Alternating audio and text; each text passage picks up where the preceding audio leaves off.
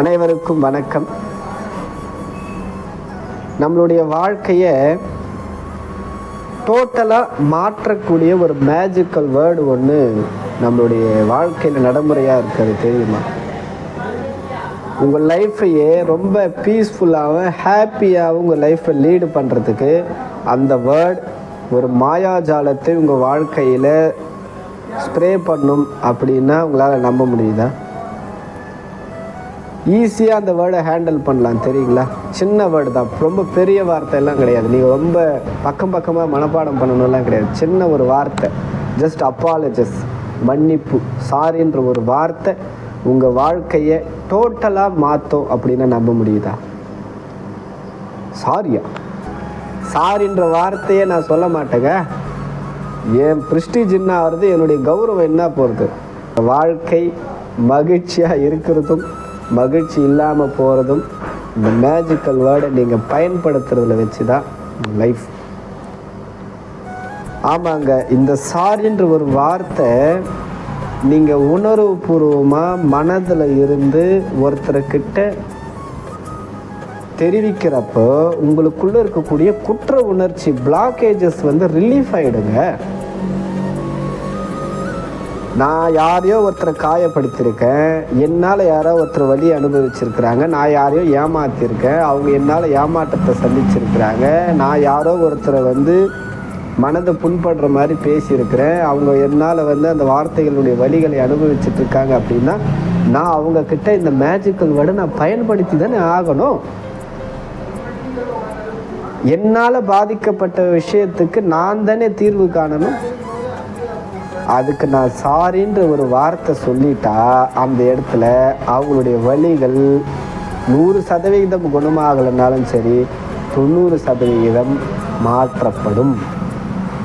அவங்களுடைய அந்த அவங்களுடைய அந்த வலிகள் மாற்றமாக மாறி போச்சு அப்படின்னா அங்கேருந்து எனக்கு வரக்கூடிய நெகட்டிவ் வைப்ரேஷன்ஸை ஸ்டாப் பண்ண என்னால் முடியும்.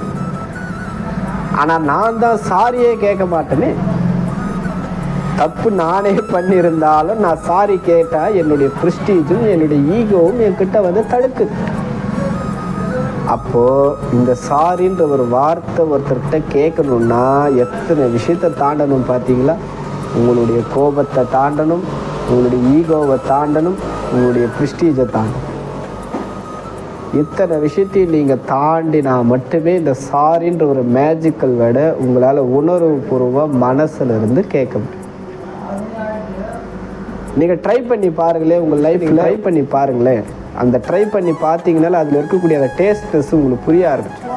அந்த சாரியை நீங்கள் சொல்ல அந்த பிரச்சனைகளுக்கான சொல்யூஷனை எப்படி ஹேண்டில் பண்ணுறீங்க அப்படின்றத நீங்கள் புரிஞ்சுக்க ஆரம்பிச்சிட்டிங்கன்னா இந்த மன்னிப்புன்ற விஷயம் உங்கள் வாழ்க்கையில் ஒரு பார்ட்டாகவே மாற ஆரம்பிச்சு.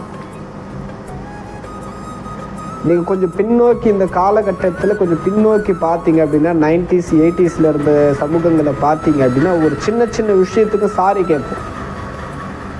தெரியாமல் ஒருத்தர் கால் பட்டுச்சுன்னா சாரி கேட்போம், மன்னிப்போம், தொட்டு கும்பிடு, சாரிப்பா மன்னிச்சிருப்பாங்க. பேப்பரை கிழிச்சிட்டா சாரி கேட்போம், சாரி கிழிச்சிட்டா இனிமேல் அந்த மாதிரி பண்ண மாட்டேன். யாரையாவது தப்பாக திட்டா அடுத்த செகண்ட் அவங்கக்கிட்ட மன்னிப்பை கேட்கணும். இது அந்த சமுதாயத்தில் சொல்லிக் கொடுக்கப்பட்ட மேஜிக்கான ஒரு நல்ல விஷயம். அது வாழ்வியல் விஷயமாகவே கற்றுக் கொடுத்தாங்க.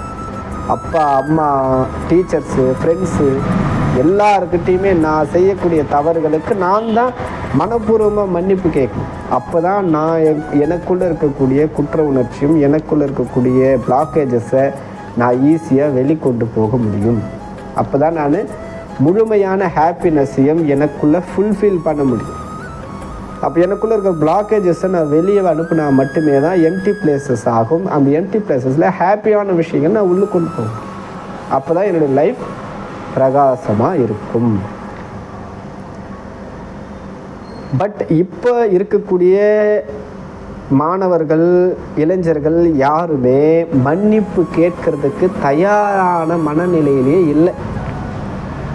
அது யாருக்கிட்ட இருந்தாலும் சரி, ரிலேஷன்ஸ், அப்பா, அம்மா, ஃப்ரெண்ட்ஸு, அப்புறம் லவ்வர்ஸு, அப்புறம் இந்த சமுதாயத்தில் இருக்கக்கூடிய சுற்றி இருக்கக்கூடிய உறவுகள், யாராக இருந்தாலும் யாருக்கிட்டேயும் நான் சாரின்ற வார்த்தையை தவறை கூட நான் கேட்க மாட்டேங்க.